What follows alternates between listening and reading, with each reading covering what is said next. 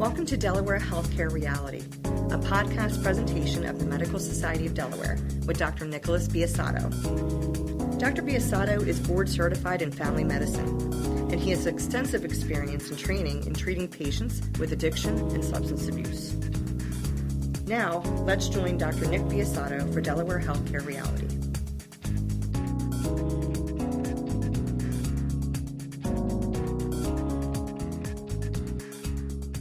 Hi, this is Dr. Nick Biasotto. I am the host of the MSD's, or Medical Society of Delaware's podcast called Delaware Healthcare Reality.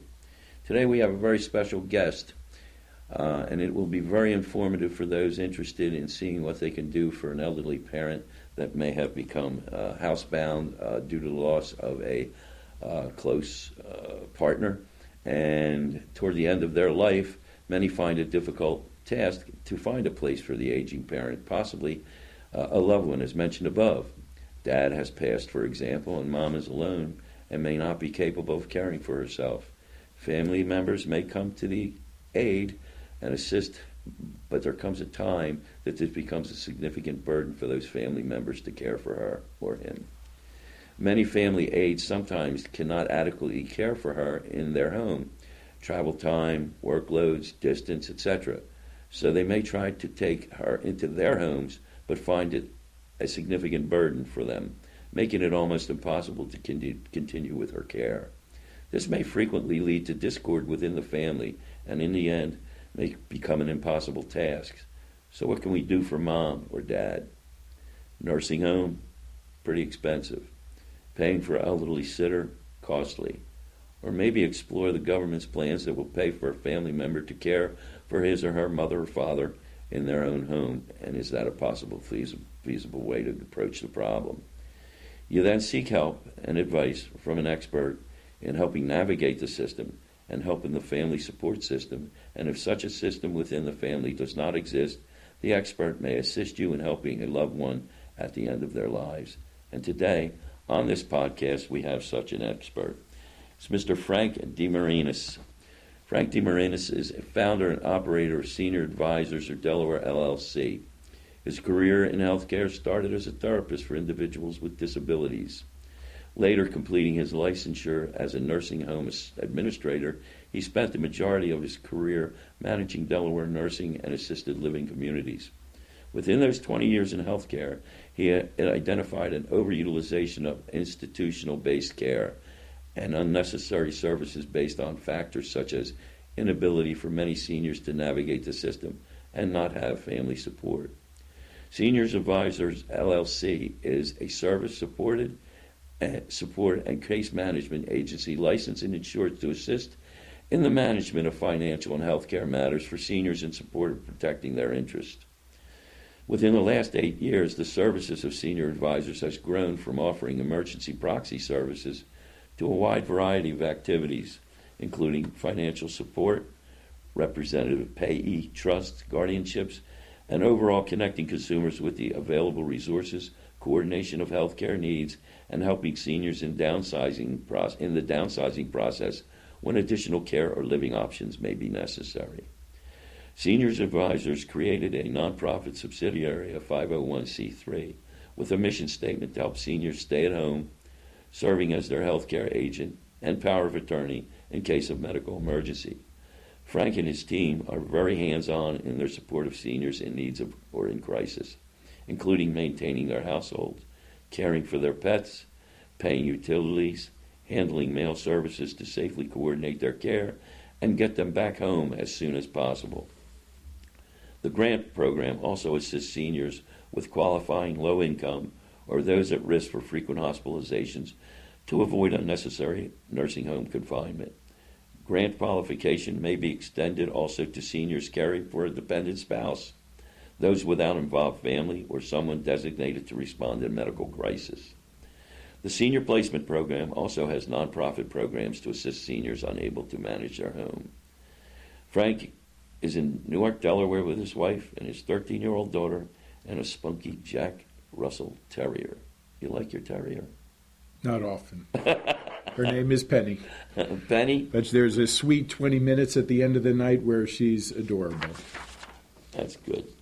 An additional information I want to get out there about this organization can be accessed at www.advanceddirectives.info or calling the main office at 800-584-0173. Senior advisors and their care managers serve Newcastle County and Kent County. You can also reach out directly to seniordelaware@aol.com or 610-564-6289 to speak to Frank directly. Welcome, Frank. Thank you for having me, Doc. I'm glad to have you. Now, I've been impressed by your bio. And how did you progress through this to get to the point you are right today? By trade, I've started off as a nursing home administrator in Delaware. For the greater part of my last 25 plus years, I've always been in senior living. I started off on the nursing home side as a licensed nursing home administrator and eventually found my forever home in senior living and also consultation, as you noted, to seniors. My focus group would be those that you mentioned are struggling with a physical plant solution or whether it's home care or facility-based, just navigating that thought process of the pros and cons and hand-holding them through that. The other piece of the business, as you mentioned, the nonprofit, is a little bit more laser-focused on the lower income where they may know and have a need for senior living services, but don't have the financial well-being to do so. Gotcha. Now, what do you tell the family I described? We've tried to care for Mom, but we can't. The task is too difficult. Nobody can chip in. As I mentioned above, sometimes it produces arguments within the family and splits a lot of the brothers and sisters up in trying to care for Mom or Dad. What do you tell them? How do you settle that down and keep them happy with the care Mom's going to get or Dad? Well, often when I get the call, when my agency gets the call, we're typically at the crisis point already. I think human nature, we're not proactive. We tend to be reactive. You mentioned, Dad passing. There's usually a significant event that's inspiring that phone call, and that's the first question. So what led you to call us? And usually it is a significant event like that, or perhaps it's crept up on the family. We've tried all of these things. My sister, my brother, we're taking turns caring for Mom. She's declining, she's failing. At which point we do some discovery as far as what her needs are, whether they're medical, whether they're socialization, and also do some exploration with the financial well-being to afford those options. You mentioned some of them, and you had a very nice framework there in the beginning, indicated, sure, care at home might be very dignified and sometimes the first choice for aging seniors, but very costly. Very likely, especially when you're getting into 12 hours or more per day. We're trying to piece these things together.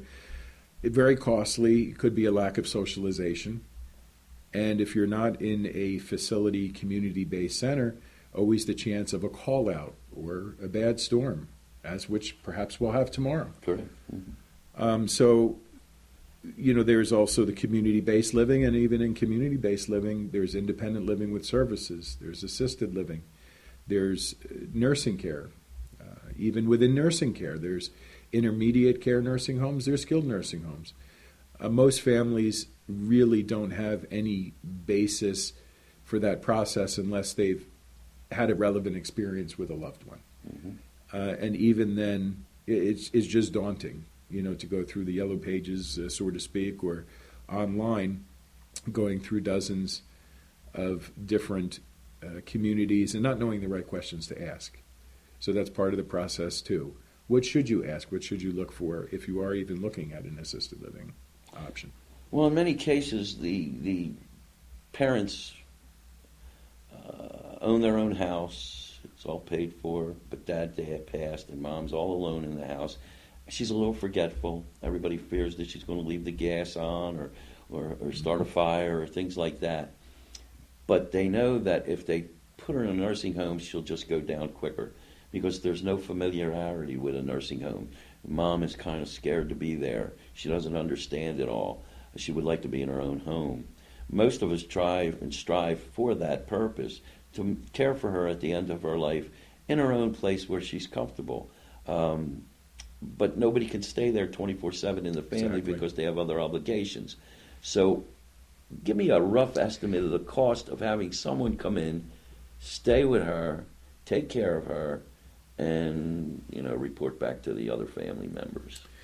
That's a good question. And again, I might bring some personal thought process based on my own opinion. But you're right, that's a typical MO of someone at home, their desire to be at home and age in place, most dignified option. If I were to put myself in those shoes, I personally, if it was between home and nursing home, as you indicated, yes. I believe the age in place concept is the most beneficial, because I do share the majority thought process that a nursing home tends to have people decline quicker.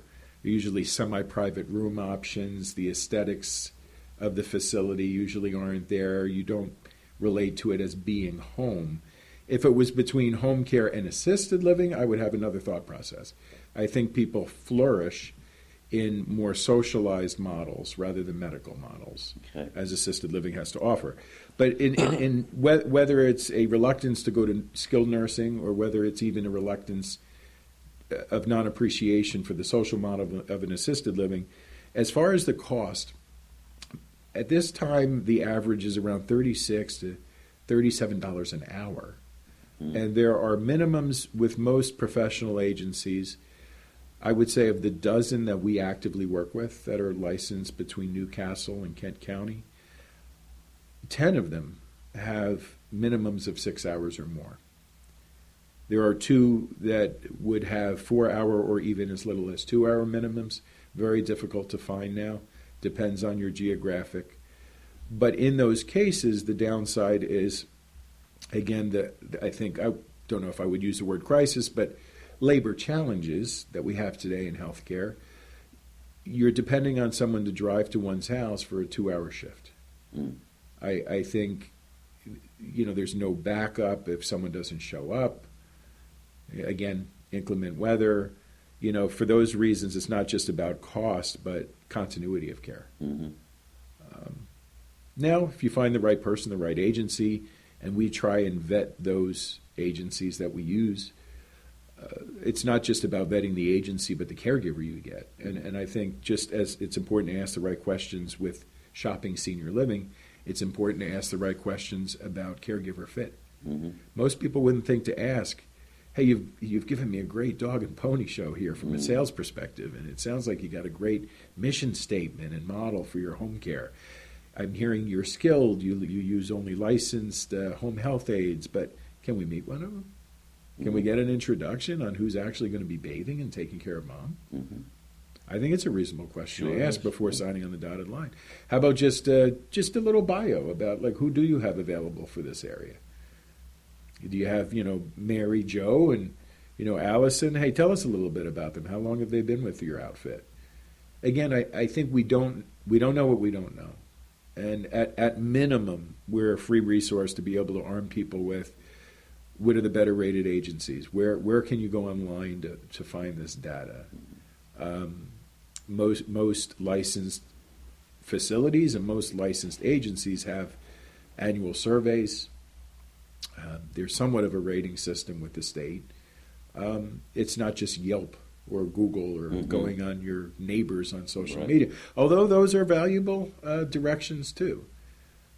So I found out about you taking care of my family that had a very aging and forgetful and started to get dementia, 107-year-old. 107. And she was a wonderful woman, took care of herself up to 105, and then had some downswings in her health after that, which left her in a bad shape.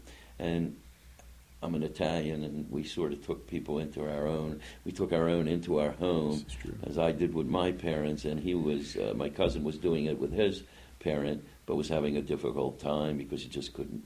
He couldn't give her the attention she needed. And he found out about you, and he turned me on to you. And I said, I got to talk to you about getting you on our show. So, you mentioned the cost. Does the government in any way pick up that cost? There are some tools in the toolbox, yes, that one can tap into. The most basic for I'll say lower income member, and by that we wouldn't include the house as an asset. So if someone's living in their home, the house. correct. Okay. So we would consider that a resource and an excluded resource because they're living in a home, living in their home. In Delaware, you're allowed, of course, a roof over your head and actually a car. You could still drive one. So under Medicaid, they're just looking at monthly income. And the monthly income ceiling for Medicaid to have at home is $2,300 a month. Now, above that, you cannot get Now, Medicaid. Above that, there are still tricks. Okay. And a lot of people don't realize. They say, I called Aging Protection Services, I called Medicaid. They say I'm above the income limit. And then my response was, I assume they didn't talk to you about revocable or irrevocable trusts or setting up a trust for your adult child who may be disabled. Or even you briefly mentioned in your intro, I heard about Medicaid affording a family member to take care of that loved one.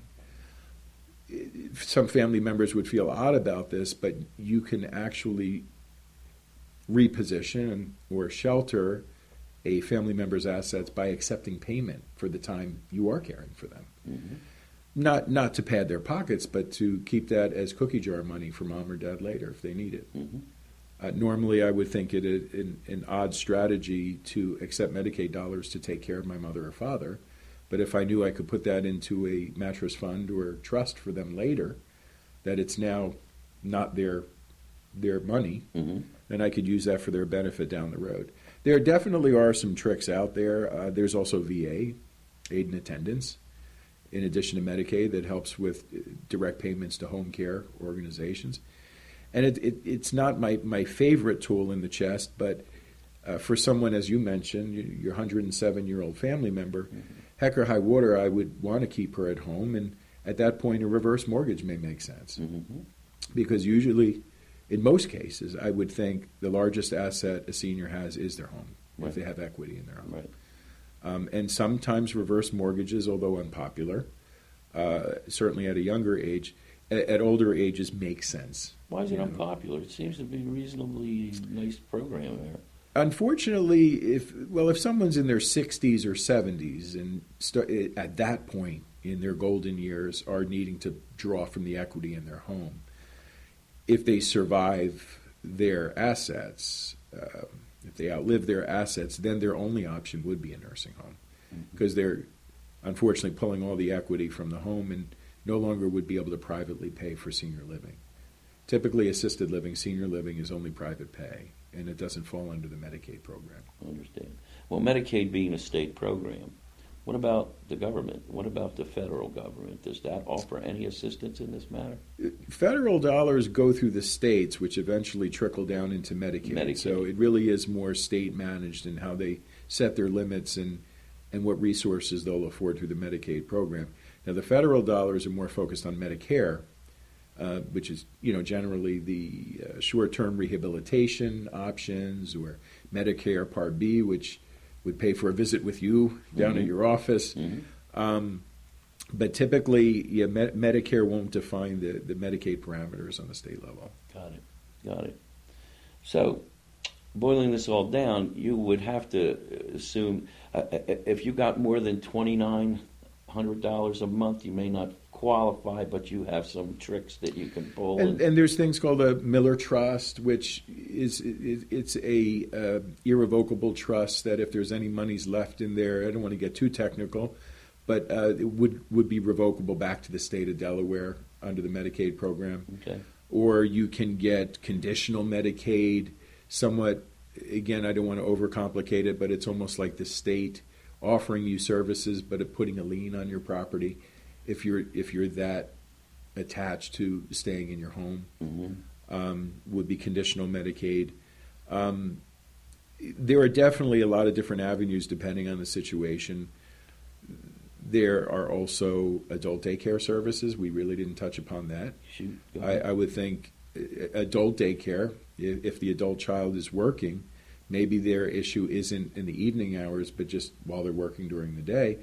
An adult daycare is hate to equate it to a nursery program, but much more appropriate for seniors. And many of the adult day programs tend to focus on the dementia and some cognitive decline to keep them active during the day. With the thought process, the more you're active during the day, the better you'll have routine sleep process, the better that you won't sundown and be wakeful during nighttime hours. Those programs can only cost $60 a day. And with Medicaid assistance, actually down to $30 a day under Title VII. And they go somewhere for like daycare. Typically, 8 to 3. Usually, they usually cut off around 3 or 4. So there's some accommodation maybe in scheduling still the adult family member may need to do. But maybe they have 3 hours of evening assistance with home care and a daycare. Sometimes it takes a village. Yeah, it takes a village. Maybe there's mom's meals or Meals on Wheels. Again, if they're concerned about cooking during the day. In my own aunt's situation, my father's sister, we shut off the gas. We couldn't trust her with the oven, God bless her. She still knew how to order a pizza, but that's all she would order. And, we got Mom's Meals or Meals on Wheels, and she developed a routine, and, those things help. There really are just so many resources out there. The state tries to list them. I believe they are online. It's called the Guide for Older Delawareans, and it is, if you Google Guide for Older Delawareans in Delaware, we actually just published a new resource listing. And I don't have a copy with me, but it's a good 100 pages of every home care and nursing home and services you can get. There's additional services for the hard of hearing. There's different services for the blind. You can get adaptive equipment at your house. Maybe you need a hand bar or an adaptive shower cutout, and wouldn't think that there's a grant to pay for that, but there may be. Interesting. See, I see this quite often in my practice when that person has gotten to the age where they need to be taken care of. And I often say, look online, try this, look at government grants, look at government things, but I really don't know where to tell them to go. I now have a point person I can send. And I may not even be the end of the road. I always tell people, if I can't help you directly, I know who will. Okay. A lot of people don't even know I really need a wheelchair. I have 100 of them in my Lions warehouse. You need some specs. So you need a wheelchair. You need a ramp. A lot of folks don't even know the civic service associations out there, and active in the Rotary and the Lions and the Knights and various things. But the Lions always has a plethora, almost every chapter, of a warehouse of medical equipment, of wheelchairs and walkers. So there's help out there, and that's important to know. That's why I listed, and I will list at the end of this interview, I will list again the how to get online to you, how to get your information to you, how you maybe can help them out with this stuff. I'll do that at the end of the program again. Adding this additional information. I think it's a good time right now to take a break, and we'll be back. Information about the Medical Society of Delaware can be found on our website, medicalsocieofdelaware.org. Questions about our podcast can be emailed to healthcare.reality@medsocdel.org. That's medsocdel.org. Once again, here's Dr. Nick Biasotto. This is Dr. Nick Biasotto, and we're back from our break discussing very interesting topics on what to do with family members in their later years that we cannot take care of ourselves, or we try to and do the best job we can. And we're here with Mr. Frank DeMarinis, and he is a pretty knowledgeable person in this area. All right, Frank, I have a question. Sometimes there's nothing else you can do but go to a nursing home. That may be the last thing that you can possibly do financially or whatever. Ideally, what do you look for in a nursing home? Well, again, there are some metrics online through Medicare.gov, nursing home find. You could find some of the black and white information as far as the surveys and some of the observational data that's out there. But really, there's nothing like boots on the ground. Always tour in the morning. Again, I could probably give two pages of tips, but if you're ever shopping a nursing home, I always like to do that in the morning before lunch. How early are people up? How early are they dressed? I start from the ground up. Do they have socks and shoes on? I could probably give you a list of 50 things to look for. I actually went so far when I was shopping for my aunt, my father's sister. I said, I just sidelined an employee. I'm just curious. My niece is looking for a job. How much do you guys pay here? You know what? I want to know what they pay their staff. Sure. Oh, no, I'm with an agency. So you don't work here. You have infrequent staff and using outside agency. There's a lot of good questions and also, I would say, smooth operator ways to get those answers. And you can help those individuals asking those questions, correct? Definitely. Okay. You just told me a couple of things, Yeah, I'm sorry I didn't really give you a break. We started talking offline during the break about the business. That's okay. Yeah. What's your feel on long-term health insurance?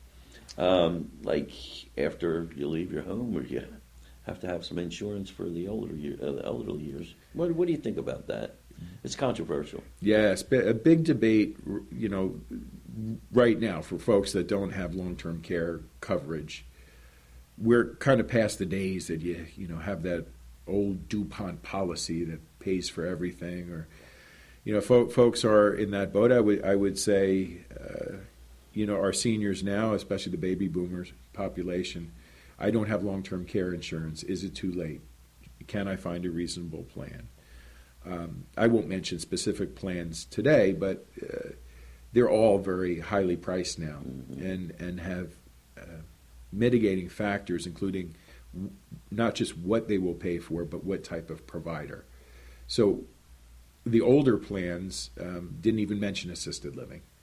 It was just, we pay for nursing home. Assisted living wasn't a thing 30, 40 years ago, really. But today, it's almost overly defined. We will pay X amount for home care, and we have this max amount we'll pay. We have this amount we'll pay for senior living, this amount for nursing home. Sometimes there's a lifetime cap that once you hit that amongst all three of those buckets, you're done. There's some plans that say we have different ceilings for each of those payment plans. Some plans won't initially be transparent, but you can ask legally in writing for them to give you their actuary increase, or what they call their pro forma for increases over the next 5 years. So will there be a 3% increase? Is this premium fixed for the next 5 years? Unfortunately, even if you find a good long-term care plan, they can reduce benefits. They have the prerogative. They have the prerogative to do that. So I would say it really depends on age. If you were between the ages, I would say that sweet spot is between 65 to 75, where the premiums are not quite yet outrageous. When you're into the 75 to 80, and definitely the 80 up, there are different scaling for those premiums that perhaps make it not worth it for some. The insurance costs more because the patient's older and needs more. But 65 to 75, even with comorbidities and some problemless diagnoses and cardiac issues, if there hasn't been a significant hospital event, that is the sweet spot typically. Okay. I think definitely before 80. Okay. Well, it's the era of the silver tsunami. The baby boomers are all getting old and needing some of these services now and in the near future. What do you do with people who have no extended family? I mean, they have nobody that they can use for help or financial or physical, whatever. That actually, maybe a little could have started with that. Perhaps I should have more the genesis story of actually why we even opened this business or our nonprofit. The lion's share of my years vocationally was in nursing home. I started off in skilled nursing as a manager. We had a patient, a resident that came in from the hospital, stroke, was aphasic, couldn't speak clearly, kept screaming about a dog. Was actually even barking and pointing in corners. trying to communicate something about a dog. He was medicated. He was put a wander guard on to prevent his wandering from outside. He's given everything from trazodone to Seroquel and kept seeing this dog. Well, without drawing out the story, it turned out he did have a dog. Unfortunately, this poor dog died at home, and it's because he had no family. And it really struck me as a real takeaway, aha moment. One, to take our time and probably some education to our social workers. But all this man was trying to do is communicate that he had a loved one at home, his furry baby there. And it got me wondering, for those that don't have adult children or a trusted power of attorney, and they may have friends through the church, they might have neighbors, but unless they're equipped with a legal power of attorney, they really can't do anything when a crisis arises. They can't help them pay their bills. They can't, well, maybe they can mow their lawn, but they can't pay their bills. They can't make medical decisions. So we actually started the agency. It was very simple, as a healthcare medical proxy under grant process. If they were able to afford $25 a month as a stipend, we took a donation. But it just started that way. We would list ourselves on the power chart at Christiana. We had access to the Delaware Health Information Network. And I set it up so we got an emergency notification if one of our members ended up in the hospital. And then I would open the chart. Back then, we had a lot more paper. We opened the paper chart, and we'd say, here's the code to the backyard, and we have his key, and the instructions are make sure the bills are paid and to call his neighbor, let the church know that where he is. We'd have a whole list of instructions, and that's how it started. I never imagined, I guess that's 15 years ago we started this, that it would grow to this level. Oh, I could believe it. Or broadness of it. You know? Other things we've seen, you talked about long-term care policies. Back in my nursing home days, even those with good nursing home long-term care policies, they were canceled because they didn't pay their bill. You can only appeal through the insurance commissioner between 30 and 60 days. So after 60 days, there is no refund, there is no reactivation of your long-term care insurance. So they couldn't pay their bill because they weren't at home to pay the bill. They were not there.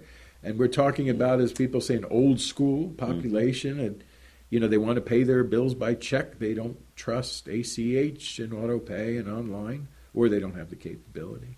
Oh, wow. So, that's where it all started. I mean, what do these people do? It's the what if. Who's your emergency proxy? Who's your financial guy? Do you get donations from a lot of altruistic organizations, such as churches and things like that? I wish we did. I think, and we certainly are a nonprofit, and we love donations. We use them for our low-income folks, even to fix a roof or give them a couch. But a lot of those monies, I noticed, COVID and after, have been very laser-focused on very project-oriented programs. I think the area of healthcare planning and navigation and case management is probably one of the smaller areas of grant funding. I think we're big. A lot of the federal dollars these days, they were going to COVID. I think we're seeing the majority of them now for substance abuse, fentanyl, children and youth. I think when it comes down to seniors, I think it's a smaller grant pool. I do have some grants for maintaining people at home and through AARP, like fixing someone's heater, to make sure that, the basics. But definitely not enough for independent program funding. It really takes my organization. I really depend on a lot of volunteers. My wife, my other board members are also assisted living managers who appreciate my mission because they've seen it too. Wow. When we started this program, we all had a handshake agreement that we all took every other week off on a Friday, because some things, we couldn't do during the day. We need to go to the Social Security office and sit there for 3 hours to help someone get their Social Security reactivated or to a new bank account. It's daunting. It's daunting alone if someone has a family member. It's worse still if they had no one. Yeah. There's people literally homeless because actually one of my recent clients was a 95-year-old in a homeless shelter. And the reason he ended up in a homeless shelter is he lost his photo ID and didn't have an address to apply for Medicaid. You can't use the homeless shelter as your address for Medicaid. You need an address and an ID. Very basic situation. He was there for 2 years. How'd you help him? We used a clubhouse address, kind of like the daycare center, who was agreeable and have a relationship with to say he needs a residential address or at least a commercial address, and he was going there during the day. So they were agreeable. It took a month and probably at least 25 to 40 hours of billable or non-billable hours for me to jump through some hoops. But once I got his birth certificate, his ID, his replacement Medicare and Social Security card, now I could at least do a Medicaid application. That was really nice of you to do. That's really good. I hope everybody out there is listening to this and sees the importance of what Frank is doing in his programs and his nonprofit organizations. I think it would be a good idea if the Medical Society kicked in a little bucks for his organization. Don't you think? I'll have to ask our executive director if that would be a possibility. Also, any other things you would like to bring up that we may not have touched on? Well, the only other thought I have is, of course, this is my main bread and butter for our chat today. But I am also proud of our senior living community, the Vero at Newark and Barksdale Road around University of Delaware. Spell that, please. VERO. Okay. The Vero at Newark, which is a Juniper managed community. We've just remarkable surveys, remarkable food, remarkable customer service. Newest community in Delaware. Who qualifies for that? I mean, how do you get them into that? It is private pay. Okay. Senior living in Delaware is predominantly private pay. There's really not many Medicaid options in senior living. But for those that have made the decision to sell their home or liquidate some assets, have the financial means of doing so, I do think we're also a good value for a much newer community in the state. Mm-hmm. And so I want to give them nothing but good things their about props, Vero. so to speak. I've heard nothing but good things about Vero. Thank so you. When me being a silver part of the tsunami, maybe I'll come down and visit you someday. All right, I'd like to repeat how we can get more information regarding Frank's Senior Advisor LLC. Again, it's a nonprofit directive, and it can be accessed at www.advanceddirective.info or calling the main office at 800-564-0173. Seniors Advisors and their management take care of people from the Newcastle and Kent area. You can also reach out to Frank directly, going on seniordelaware@aol.com or calling him at 610-564-6289. Frank, it's been a pleasure talking to you. I learned a lot today, and now I know where I can send patients who need information because you're chock full of it. So thank you very much for coming. Enjoy. I hope your service continues for as long as it can, because you're going to get busier. There's the silver tsunami, you know. This is true. Us people are getting up in years. Again, thank you very much for attending. If there's any questions or things you want to pose now, pose them now. If not, we will send you a copy of all of this, and you can approve it and get it out there, and hopefully you get a little busier. Excellent. All right. Appreciate it. Take care. Nice having you. This is Dr. Nick Biasotto, host of Medical Society's Delaware podcast, Delaware Healthcare Reality, and we've just finished speaking with Mr. Frank DeMarinis, who is a very astute individual regarding the end-of-life care. This has been Delaware Healthcare Reality, a podcast presentation of the Medical Society of Delaware. For more information about MSD, visit our website, medicalsocietyofdelaware.org. For questions or suggestions regarding our podcast, email us at healthcare.reality@medsocdel.org. Thanks to audionautics.com for our music. The executive producer of Delaware Healthcare Reality is Mark Thompson. Delaware Healthcare Reality is produced by Tom Mitten. For the Medical Society of Delaware, I'm Lori Ann Rhodes. Watch for our next podcast episode. Until then, be well. The Medical Society of Delaware, MSD, is providing this podcast for informational purposes only. It provides neither medical, legal, nor any other professional advice. The views, thoughts, and opinions expressed by the host or any guests are their own and do not reflect the views or policies of MSD. Unless specifically stated, reference to any specific product, service, or entity does not constitute an endorsement or recommendation by MSD. Reliance on the information provided in this podcast is exclusively at the risk of the listener. MSD expressly disclaims any and all liability or responsibility for any direct, indirect, incidental, or other damages arising out of any individual's use of, reference to, or reliance on this podcast or the information presented in this podcast.